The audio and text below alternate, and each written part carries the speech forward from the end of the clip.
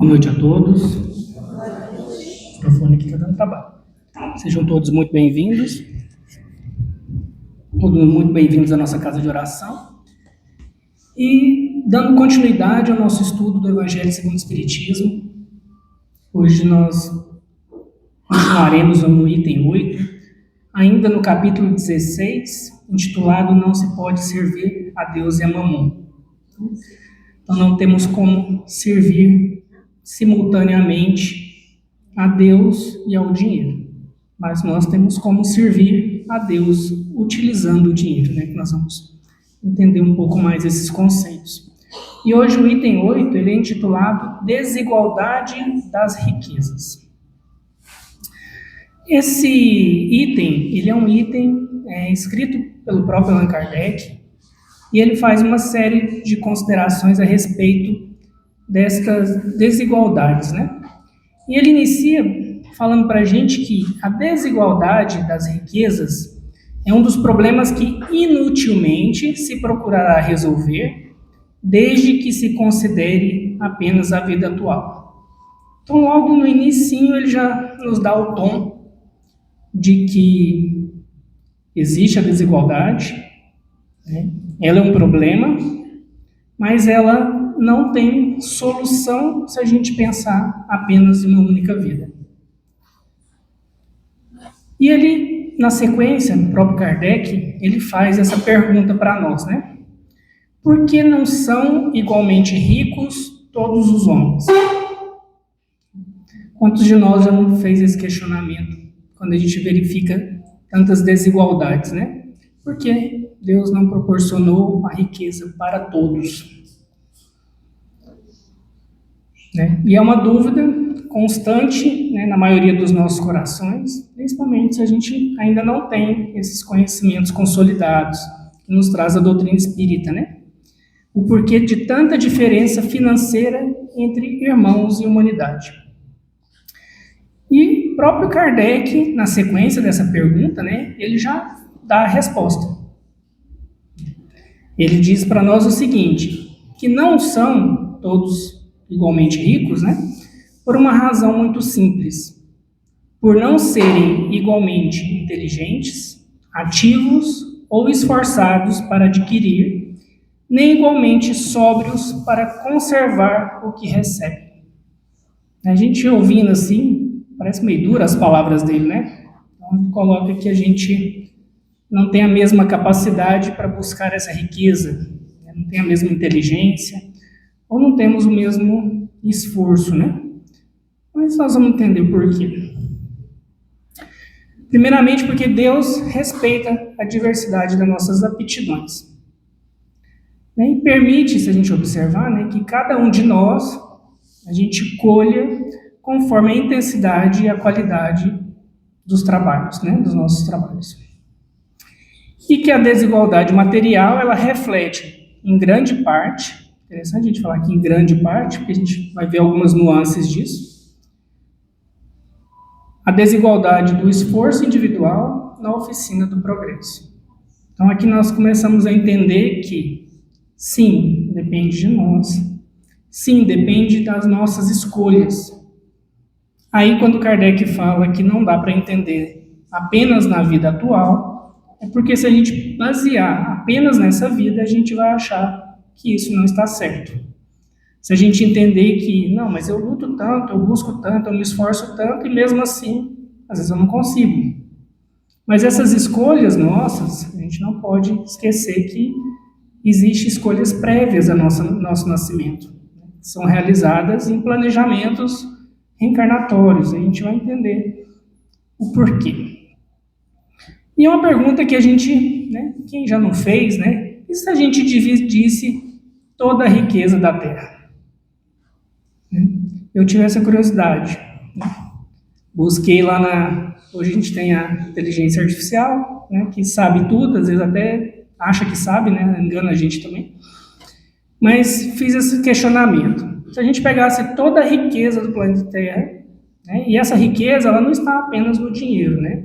Tem muita riqueza que está imobilizada, né, nos equipamentos caros, né, nas turbinas, nas usinas, no asfalto, se pegasse toda a riqueza da terra e distribuísse entre toda a humanidade. Ela nos diz que a gente teria em torno de R$189 mil por pessoa. Então tem muita gente que vai falar assim, eu queria, resolvi a minha vida, eu com isso aí, eu ia fazer um punhado de coisa, ainda mais se contar na casa, às vezes a casa tem mais gente, tem uns 10 ali, já dava um dinheirinho bom, Mas é interessante que Kardec fala na sequência, a gente vai conversar sobre isso, que a matemática prova que a divisão igualitária das riquezas daria a cada um apenas uma parcela mínima, insuficiente para sustentar grandes obras e o bem-estar da humanidade. Quando a gente pensa nisso, a gente fala, não, mas pensando individualmente é um recurso significativo, mas às vezes para uma pessoa classe média, por exemplo, é um custo anual dela, de um ano. E tudo o que a gente tem nas nossas mãos hoje, que foi oriundo de uma riqueza acumulada. Se a gente observar, nós estamos aqui hoje com muitas invenções que nos dão conforto, pesquisas que foram realizadas, às vezes, para o desenvolvimento de um celular. Hoje a gente tem capacidade de comprar, mas lá atrás, uma pesquisa de um equipamento desse custou bilhões de dólares. E no início, com muitas tentativas, muitos erros, muito dinheiro jogado fora, se a gente pensar só no ponto da utilidade, às vezes, naquele momento. E quando ele foi lançado, foi para quem? Uma pequena parcela, que tinha muito dinheiro, extremamente caro o equipamento, Mas que possibilitou mais pesquisas, mais investimentos em fábricas, popularização, e hoje nós temos o equipamento. Então, Kardec fala que essa fração que cada um de nós receberíamos, numa igualdade, ela seria insuficiente para a gente ter várias coisas que a gente tem hoje, que chega até nós, Além disso, o equilíbrio se desfaria em pouco tempo pela diversidade natural dos caracteres, talentos e ambições humanas. Então vamos pensar nos 189 mil. Recebi os 189 mil, estou com as dívidas, estou com vontade de fazer um churrasco, vou gastando, pago minhas dívidas. Às vezes tem uma viagem do meu sonho, falei, não, tem que aproveitar a oportunidade que eu tenho agora. Faço a viagem do meu sonho, fico um bom tempo ali na Europa. Aí teve aquele outro mais previdente que falou, não, vou montar um negócio, montar uma padaria, fazer umas quitandas. Aí eu chego da Europa, gastei tudo lá, vou pedir emprego para quem? Como que eu vou conseguir viver a partir dali? Então a gente entende que essa divisão ela se daria por um pouquíssimo tempo de forma igualitária. Em pouco tempo estaria tudo desigual de novo. O previdente investiria, o avarento guardaria, e aí a gente recorda a parábola dos talentos, em que foi depositado a cada um multiplicou, o outro escondeu. Então, se todos tivessem apenas o estritamente necessário, outra coisa que aconteceria na nossa sociedade desde sempre, a gente perderia o incentivo que impele o homem às grandes descobertas e empreendimento. Sim, a busca pela riqueza, pelo dinheiro, faz com que movimentemos energias em prol de estudar, de pesquisar, em que se a gente tivesse uma vida totalmente igualitária, totalmente dividida, a gente ficaria estagnado. Nossa sociedade ainda estaria estagnada. E aí vem a explicação para nós, que Deus concentra recursos em certos pontos para que eles se expandam e atendam às necessidades coletivas. Então, se a gente observar a questão das invenções, da infraestrutura, que exige muitos recursos. Se tivesse pulverizado, às vezes isso não aconteceria. Precisamos fazer uma ponte. Eu não vou dar nem um pouquinho dos meus 189 mil, não vou passar naquela estrada. Em compensação, aquele que às vezes dependia daquela região, não seria suficiente para o investimento. Então, essa busca, ela funciona como um motor para o nosso progresso social. E aí eu trouxe uma ilustração para a gente fazer uma analogia com a questão da riqueza. Então imagina que a riqueza ela é uma represa cheia d'água. Para que ela tenha enchido, né, ela precisou ali do leito do rio, que veio, foi, né, represado ali, acumulou a água, mas o que vai acontecer na sequência? Ela vai seguir o seu fluxo. Assim é a riqueza. Ela é acumulada, mas a gente não pode esquecer que na gerência do mundo, né, nós temos Deus, que ele não permite que essa água fique represada. Porque se ela for represada, o que ela vai acontecer ali? Ela vai estourar. Se ela for represada eternamente, né, essa água não vai comportar ali mais. Ela vai sair de alguma forma. Isso também é a riqueza. Então, sem essa concentração inicial, não haveria uma pressão suficiente, às vezes, para mover as turbinas que alimentam a cidade inteira, a energia elétrica. E a partir do momento em que ela além dessa atividade, que beneficia toda uma comunidade, ela ainda depois segue o seu fluxo. E sem o fluxo posterior, que é essa expansão, né, a represa ela transborda, que é o que nós chamamos de egoísmo. Quando a riqueza ela é acumulada sem utilidade. Então esse é o cuidado que a gente tem que ter ao avaliar a questão do dinheiro, né? Então, para construir obras que atravessam séculos, o ser humano ele precisou aprender a extrair recursos da terra e buscar nas ciências o meio de realizar os seus propósitos com rapidez. Então houve a necessidade primeiro, né? E essa necessidade, ela impulsionou o quê? O homem a criar riqueza. Como a gente ilustrou um pouco atrás ali, né? Cada um tem a sua motivação. E aqui ele nos fala que, embora a riqueza nunca tenha sido repartida de forma igual, ela serve como motor que mobiliza as energias humanas. Então, realmente, a ambição, ela é o que move a humanidade. Mas onde está o problema disso, né? Sem a busca por recursos, muitas das grandes descobertas que hoje garantem o nosso bem-estar ainda estariam ocultas na ignorância. Então, por isso que Deus permite que a riqueza seja acumulada. Agora, o que nós não podemos esquecer é que cada um de nós é uma individualidade. Às vezes, um acumulador, uma pessoa que às vezes, né, somente através da ganância, ele prosperou e às vezes, né, gerou riquezas que beneficiou às vezes a coletividade. Ele tem uma responsabilidade individual, que ele responderá por ela. Então não quer dizer que o fato dele ter beneficiado a coletividade, ele está isento das consequências das suas escolhas, de como ele agiu com o dinheiro, né? E a gente não pode esquecer também que nem sempre a causa da fortuna, daquele acúmulo de riquezas, né, ela vem de faculdades nobres, ou no trabalho mesmo, né, que dignifica. Muitas vezes a desigualdade ela nasce o quê? Da velhacaria, né, do roubo, da injustiça humana, que a gente observa isso o tempo todo, né? Então a gente tem que ver, tomar cuidado do seguinte: muitas vezes essa riqueza acumulada ela está beneficiando, mas a sua origem não foi boa. Mais uma vez, responsabilização individual. Mesmo bens herdados podem ter raízes, né, através da dor de muitas pessoas, né, na espoliação, né, que isso gera consequências futuras também. Um dia essa espoliação ela terá que ser devolvida. E, entretanto, acima de toda a ação humana, como dissemos anteriormente, está a vontade de Deus, que permite a posse, que a gente nunca pode esquecer, como usufruto e experiência.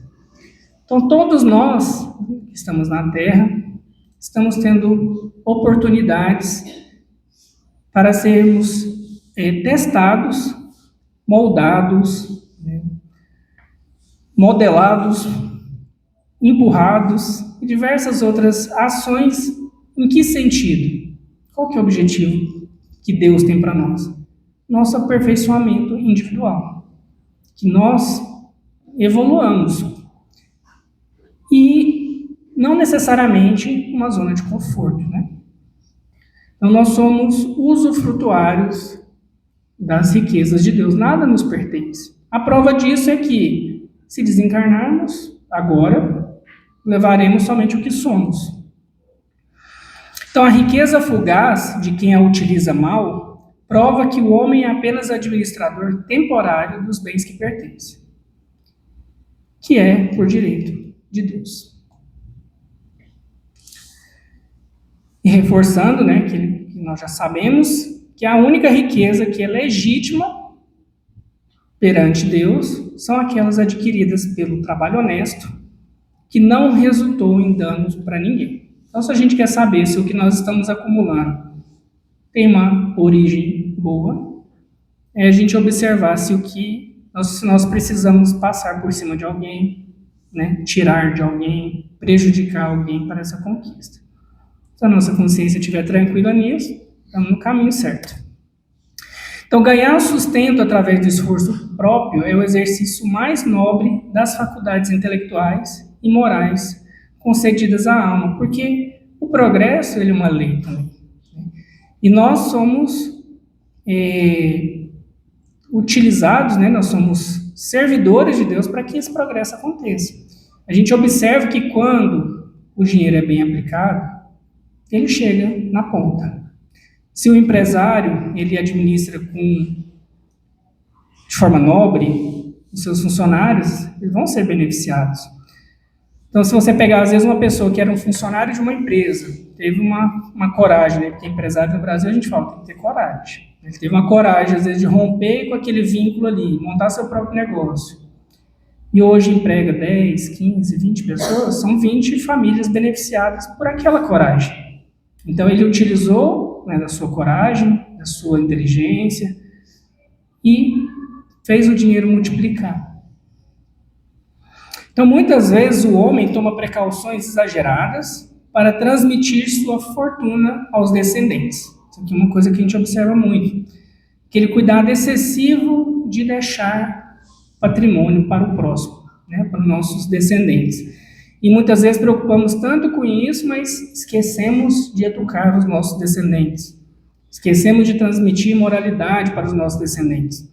Na hora que esse recurso chega às suas mãos, ou acaba rapidamente, ou vão utilizar de forma inadequada, Mas nada prevalece contra a vontade divina se os recursos não deverem chegar àquelas mãos. Então, o que isso quer dizer? Que às vezes o nosso plano de deixar nossos filhos bem, às vezes não é o plano de Deus. Às vezes o nosso plano de deixar que nossos filhos estejam, não passem por o que nós passamos, às vezes não é a vontade de Deus. Por isso que a gente vê muitas vezes empresas que não dão certo, com recurso mudando de mãos, porque, mais uma vez, nós não estamos aqui para ficarmos confortáveis. A gente confunde muito isso. Nós estamos aqui para progredir. E ao desencarnar, a única vantagem real reside no uso generoso que o administrador deu aos talentos recebidos. É a única certeza que nós temos do bom uso que fizemos das coisas. A riqueza é um instrumento de progresso, como já dissemos, mas que ela não deve permanecer improdutiva. Então, se estamos acumulando apenas por vaidade, apenas por prazer próprio, apenas para deixar para alguém, e não estamos colocando isso a serviço, quando a gente fala serviço, é colocando isso de forma que beneficie outras pessoas. E quando a gente fala desse benefício, a gente não está falando de distribuir, de doar tudo, sair distribuindo o que nós temos para qualquer um que estiver na rua. Mas a gente tem capacidade de uma boa aplicação desse recurso beneficiar pessoas indiretamente, como dissemos, através do emprego, através da educação, através de uma obra de beneficência, através de investimentos em áreas diversas, cultura, tecnologia. Cada espírito tem de possuí-la em seu turno para exercitar a administração. Então, como dissemos, temos diversas vidas. E cada um de nós, um dia, já utilizamos dela, ou iremos utilizar, pela nossa tempo, de jornada, com certeza a gente já usou e abusou, para que nós sejamos testados, tanto no uso dos recursos, na abundância dos recursos, como também na escassez. Como é impossível que todos a possuem simultaneamente, né, como aquele cálculo bem rápido, né, o que comprometeria o trabalho e o melhoramento do planeta, porque se a gente dividir tudo hoje, muita coisa vai parar. Né? Existem pesquisas de vacinas que exigem muito tempo de investimento e dedicação, em que se a gente fizesse uma distribuição hoje, pararia tudo. Obras que às vezes levam anos, 10 anos, 20 anos, que um dia beneficia a todos nós, né? Quem não a tem hoje, já a teve ou terá em outra existência, a riqueza, né? Cumprindo o sistema de aprendizado rotativo planejado por Deus. E o Espiritismo ele nos ensina que Deus concede riqueza a uns e misérias a outros para experimentá-los em virtudes diferentes e fundamentais. Então, a riqueza, quanto a pobreza, ela, quando a gente fala nos extremos ali, são provas muito pesadas. São exercícios ali, mas são exercícios fundamentais para o nosso espírito, né? Frequentemente, essas provas foram escolhidas pelo próprio espírito. Nós dissemos lá atrás. Se a gente pensar numa única vida, numa única existência, isso perde o sentido. Mas entendendo que antes de encarnar fizemos essas escolhas, nós saberemos aqui de que na esperança de acelerar a nossa evolução através de desafios rigorosos, porque não é simples. E Kardec teve essa dúvida. Lá no Livro dos Espíritos, teve 3 questõezinhas em que ele questionou a questão da riqueza, né? E ele faz aquela mesma pergunta: por que Deus a concedeu a uns a riqueza e poder, a outros, né? Quer dizer, desculpa, o poder e a riqueza a uns e a miséria a outros. Por que Deus concedeu isso? E ele fala, né, os próprios Espíritos nos falam a mesma coisa, para experimentá-los de modo diferente. Além disso, como sabeis, essas provas foram escolhidas pelos próprios Espíritos que nela, entretanto, sucumbem com frequência. Ou seja, fomos nós que escolhemos as nossas dificuldades. E, como bem comum, sucumbimos com frequência. E nós vamos ver por quê, né? Kardec, na sequência, ele pergunta: qual das duas provas é a mais terrível para o homem? A da miséria ou a da riqueza? Normalmente a gente fala que é a da miséria, né? E o Espírito nos responde que são tanto uma contra a outra, porque a miséria provoca as queixas contra a providência e a riqueza incita a todos os excessos. Então, a chance de a gente vir na condição de miséria, de escassez, de que a gente se revolte porque a gente esqueceu do nosso planejamento anterior, né, das nossas necessidades, do nosso espírito, é que a gente fica extremamente magoado, achando que nós estamos sendo injustiçados. Da mesma forma que aqueles que vêm com a riqueza esquecem rapidamente dos compromissos assumidos de fazer o papel de ser auxiliar de Deus, administrador ali dos recursos de Deus, e busca, através da satisfação pessoal, do orgulho, do egoísmo, né, da acumulação, a gente busca todos esses excessos. E para ilustrar isso, eu trouxe uma historinha, eu trouxe um resumo de uma história. Quem quiser vê-la na íntegra depois, está no livro Reportagem de Além Túmulo, pelo Espírito Humberto Campos, irmão X, né? Ela é intitulada Dois Companheiros. E nessa historinha a gente vai ver a história de Leonel e Benjamin, 2 amigos de longa data no mundo espiritual, e eles decidem reencarnar juntos para quitar dívidas do passado. Igualzinho a gente faz. Combinamos, do lado de lá parece que é tudo fácil, né? E eles, como tinham dificuldades diferentes, necessidades de aperfeiçoamento diferentes, eles escolhem os caminhos opostos para se testarem. O Leonel pede a prova da fortuna e autoridade, que quer ser o administrador. Já o Benjamin pede a prova da pobreza e da escassez, quer ser o subordinado. Dois amigos. E o mentor espiritual, no planejamento reencarnatório, ele diz, né? Ele adverte que ambos são cooperadores de Deus, que nós conseguimos ser cooperadores das duas formas. E que a riqueza e a pobreza são apenas ferramentas de aprendizado e não privilégios ou castigos. Então, a gente tem que ver como ferramentas. Nascem no mesmo ambiente, Leonel, filho do patrão, e o Benjamin, filho da serva. E desde criança se tornam amigos, né, pela proximidade ali que eles tinham. Só que, com o aproximar da vida adulta, eles começam a ter um distanciamento ali. Leonel, o rico, deixa-se cegar pelo poder, sobe a cabeça, sua condição social, torna-se autoritário, que é uma das chagas, né, de quem tem o poder, quem detém o poder. Avarento, e usa a própria religião, no caso que ele era católico, para justificar o egoísmo, buscando apenas a parte autoritária da religião. Também não entendeu o catolicismo, né?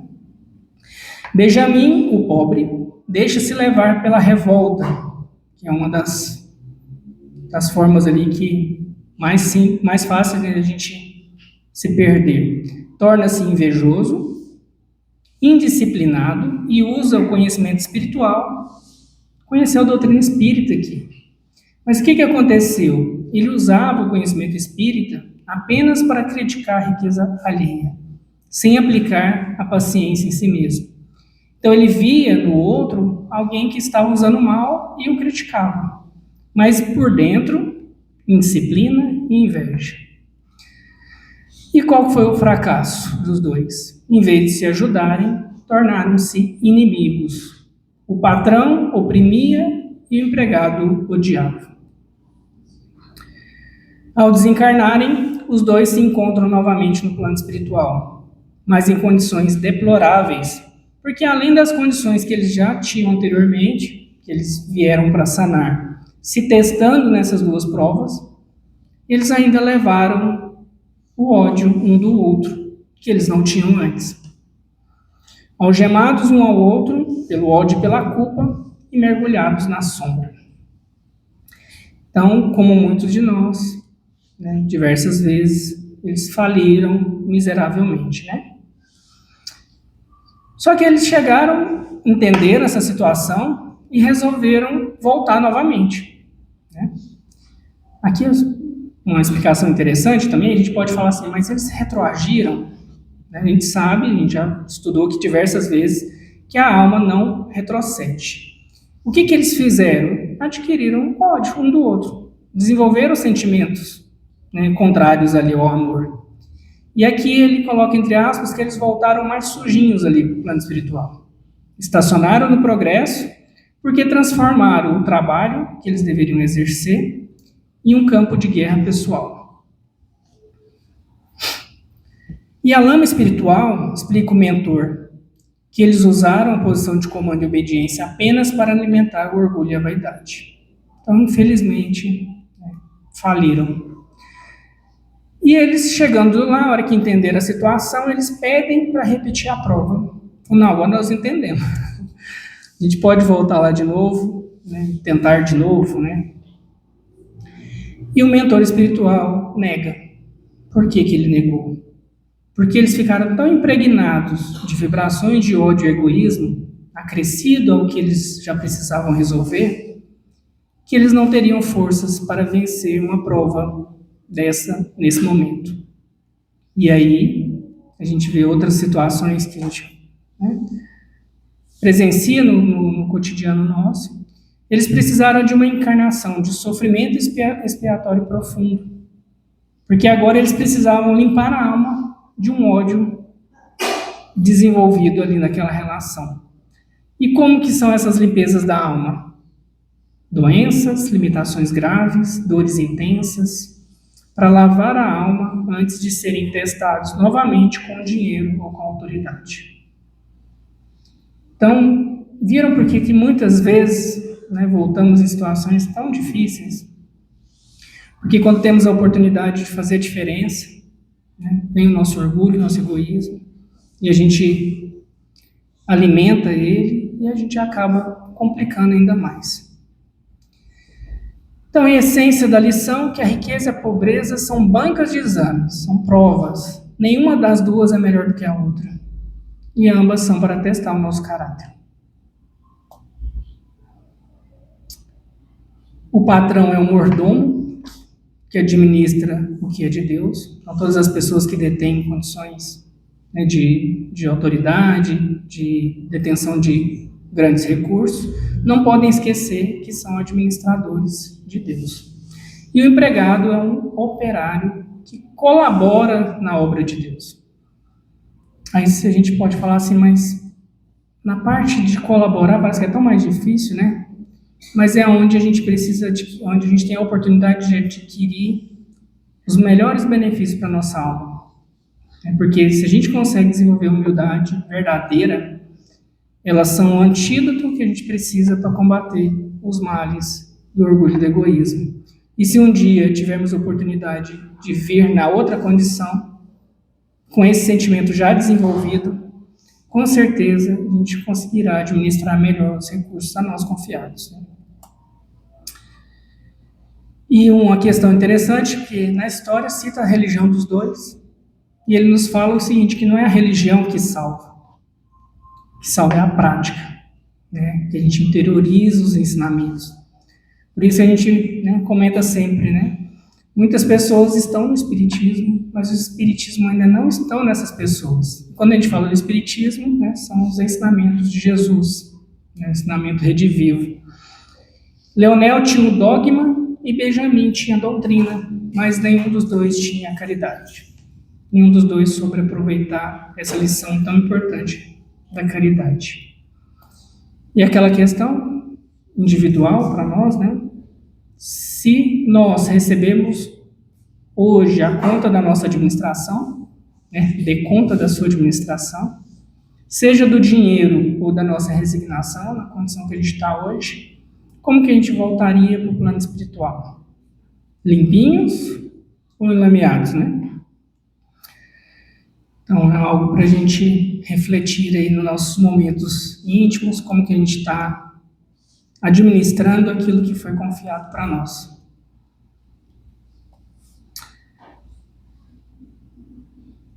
Enquanto a miséria, nas provas escolhidas, enquanto a miséria tenta a criatura através da queixa contra a providência divina, a riqueza incita o ser a todos os excessos e ao esquecimento das obrigações espirituais. Então, por isso que são provas tão difíceis. Uma nos leva à revolta, pode nos levar à revolta, e a outra nos leva ao esquecimento imediato ali das obrigações. Vamos aproveitar a vida, Ambas as posições são perigosas, exigem vigilância constante para que o espírito não sucumba ao orgulho ou à revolta. E a gente já fez essa pergunta, Por que alguém escolhe a prova da miséria? Se ele pode escolher, Por que escolher essa dificuldade, Porque quando a gente está no plano espiritual, a gente não está vendo ali questão do conforto. A gente não quer vir aqui na Terra para passar férias, para aproveitar, A gente tem acesso a informações do que nos levaram à nossa chaga moral, onde é sensível ali no nosso processo de evolução, onde estamos caindo constantemente. E através do amparo e do auxílio ali dos amigos espirituais que nos auxiliam a enxergar de forma mais ampla, a gente vê que precisamos ir naquilo que é nosso ponto fraco. E muitas vezes, orgulhosos que somos convidados a vir em situação de humildade. Mas esquecemos e metemos os pés pelas mãos, Então, assim como um doente aceita o remédio mais desagradável, quem aqui já bebeu um boldo na necessidade de, É ruim, Vai dar um alívio depois, Então a alma, ela aceita a existência de angústia para purificar dos erros passados. Porque uma existência, às vezes para nós aqui é tão longa, né? Mas perante a eternidade são curtos momentos em que o espírito cria coragem ali para seguir adiante, né? A miséria, com essa visão, né, que o Espiritismo nos traz, a miséria deixa de ser um azar para se tornar uma oportunidade estratégica de alcançar estados espirituais superiores. Quem de nós já não ouviu histórias de pessoas na extrema humildade ali, que conseguiu fazer, né, proezas, conseguiu, né, tocar corações, conseguiu ali do que não tinha, né, multiplicar, né, a gente...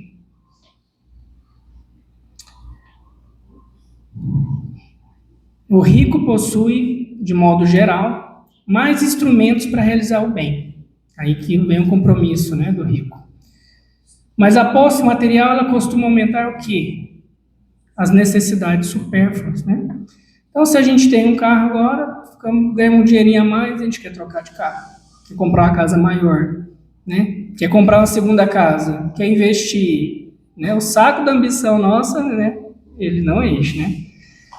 Então, não importa quanto a gente ganha, não importa o que nós temos.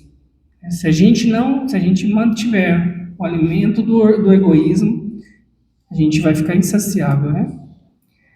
E com frequência, né, se a gente conversar com qualquer pessoa que tem dinheiro, né, ele nunca julga possuir o bastante. Né? Torna-se insaciável diante da dor alheia que ignora. Porque os planos mudam sem esse conhecimento que a gente está adquirindo. Né? Depois que a gente tem esse conhecimento, a gente tem que pensar um pouquinho diferente. Porque não podemos alegar depois do lado de lá que a gente não sabia, que ninguém nos lembrou disso. O Espiritismo ele vem justamente para fazer isso, nos recordar do compromisso assumido. E Kardec, lembra que eu falei que eram 3 perguntas, né? Essa aqui é a última. Ele questiona, né? Estando o rico sujeito a maiores tentações, também não dispõe, por outro lado, de mais meio de fazer o bem? Com certeza, né? Assim, a gente pensando na pergunta, ela é meio que óbvia, né? Ele tem mais tentações, mas ele tem muito mais condição de fazer o bem, né? Materialmente falando, né? E o que os espíritos nos respondem quando Kardec pergunta, né?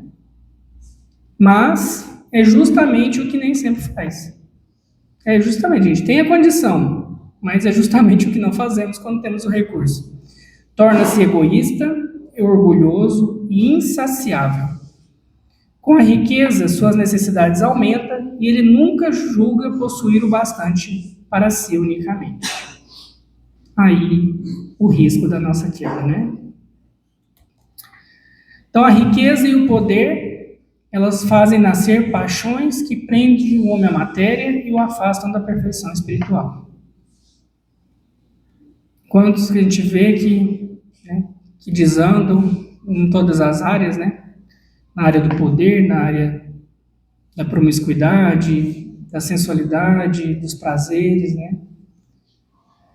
A facilidade material, ela pode tornar-se uma muralha de orgulho, exigindo do administrador um esforço redobrado para não se deixar cegar pela própria ilusão de grandeza.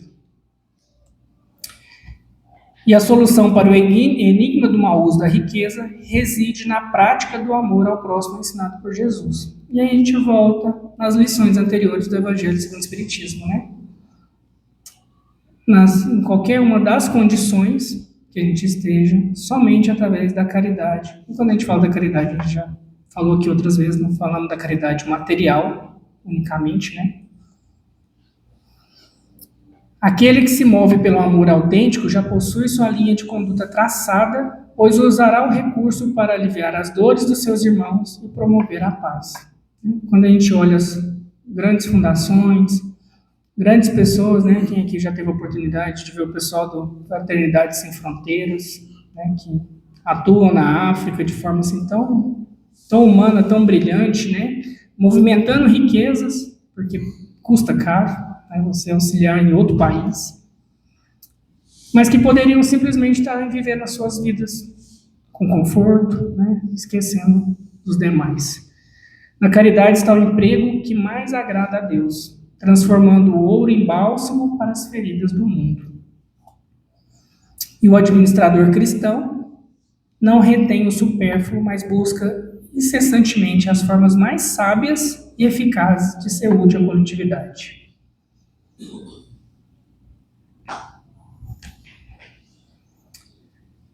Reforçando o conceito da caridade, né? Ser caridoso com as riquezas exige dar um pouco do que é necessário, pois muitas vezes o que o rico julga essencial ainda é supérfluo perante a fome alheia. Então, muitas vezes, nas condições que a gente fala, não tem o que dar, né? Mas uma vez eu ouvi uma frase que, às vezes, é aquilo que nós vivemos os sonhos de muitos. Então, muitas vezes, a gente está vivendo uma vida que a gente, né, reclamando dela, mas não podemos esquecer que a vida que vivemos é o sonho de muitas pessoas. E, às vezes, a gente não tem essa gratidão de entender isso, né? Então é preciso dar com sabedoria, buscando a origem do mal e aliviando as causas primárias do sofrimento com inteligência. A inteligência também é uma forma de colocar as riquezas de Deus em movimento. Que a riqueza também a inteligência também é uma riqueza. E aqui ele fala que às vezes a gente simplesmente dá o dinheiro ali, né? Nós estamos fazendo uma distribuição, mas nós não estamos indo na causa do mal. O que está causando aquele sofrimento, né? O conselho, o trabalho oferecido e a afeição sincera pode ser mais eficazes do que a esmola material.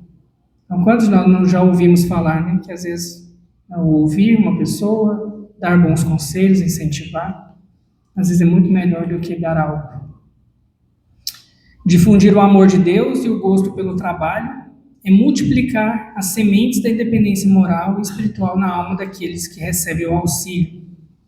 Né? Levar a mensagem de que nós somos todos filhos de Deus, que ninguém está abandonado, ninguém está sozinho, por mais que às vezes a gente pareça estar. Nem toda riqueza é financeira, a inteligência e a instrução são capitais que também exigem responsabilidade e compartilhamento. Muitas pessoas focam na sua capacitação intelectual, né, buscam para si, adquirem títulos, mas não colocam serviço. Né? A oportunidade do estudo, do conhecimento, ele também é uma dádiva de Deus, né? Nos oportunizou aquilo. Né? E temos também que colocá-lo em movimento.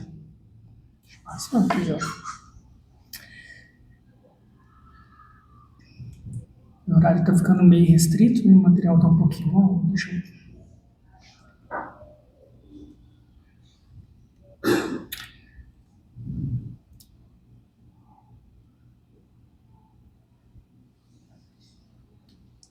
Então, lembrando para nós a questão do apego, né? Que o apego aos bens materiais, lembrando que somos seres espirituais, né? Ela é inversamente a questão da nossa fé, né?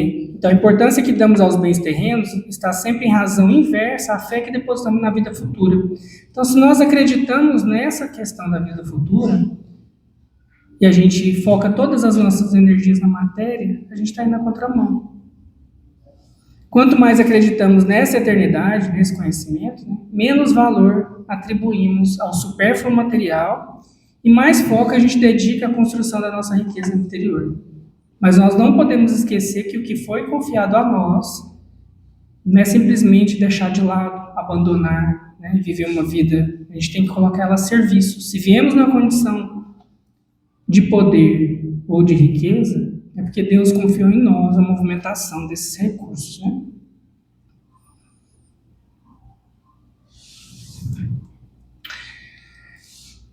Uma coisa que nós não podemos esquecer também é que o problema não é a riqueza, não é você ter uma boa condição financeira, um patrimônio.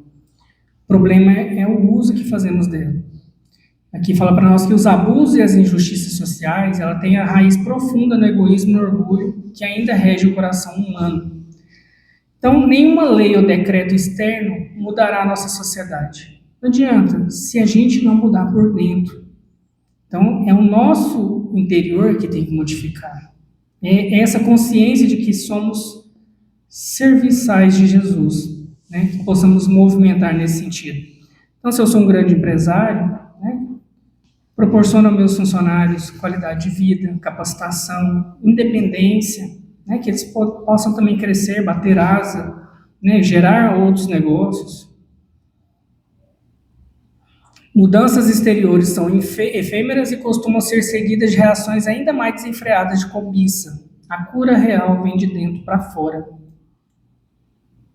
Os abusos cessaram apenas quando o homem decidir guiar suas vidas e suas posses pela lei universal da caridade. Somente nesse sentido, a hora que a gente entender essa mensagem, então não é distribuir o que tem no mundo, não é distribuir igualmente. Se cada um de nós fizermos a nossa parte, movimentando os recursos, hoje com a tecnologia, né, com tudo que nós tem nos oferecido, a gente seria capaz de suprir as necessidades de todos nós. Hoje, uma máquina no campo, um serviço de quantos fazem, quantas pessoas alimentaria? Se a gente tivesse uma subsistência igual antigamente, para lavrar um campo, a dificuldade que era. Se considerarmos o conjunto de nossas existências, veremos que tudo se equilibra com a justiça absoluta sob o olhar de Deus. Que nunca esqueçamos disso, né? O pobre ele não tem motivo para invejar o rico, nem esse para se glorificar, pois ambos estão em turnos de aprendizados necessários para o despertar do ser. Vocês estão alternando posições. E a justiça divina ela não erra na distribuição dos fardos e das ferramentas. Então, se veio para nós, é porque temos a capacidade de atuar nela. Ela apenas ajusta o solo para que a semente da alma possa germinar com força. E ao balanço final da vida, ele não contabilizará o que tivemos, mas o que fizemos com as oportunidades que foram confiadas. É isso que chegaremos do lado de lá. E concluindo para nós, a desigualdade das riquezas ela é um recurso temporário para o progresso coletivo. Estamos num mundo de prova e expiação. Ainda é necessária essas diferenças para que nos eduquemos, exigindo paciência de uns, abnegação de outros. E o segredo da salvação e da paz ela não reside na posse dos bens materiais, mas na capacidade de ser caridoso com qualquer recurso que o Criador coloque em nossas mãos. Que possamos seguir servindo, pois apenas o amor praticado será nosso advogado nas moradas da vida imortal. A caridade é o complemento da justiça. Então essa é a mensagem da noite. Agradecemos, que Jesus nos abençoe, que possamos refletir nas nossas posições hoje no mundo, correr atrás que ainda dá tempo. Grande abraço a todos.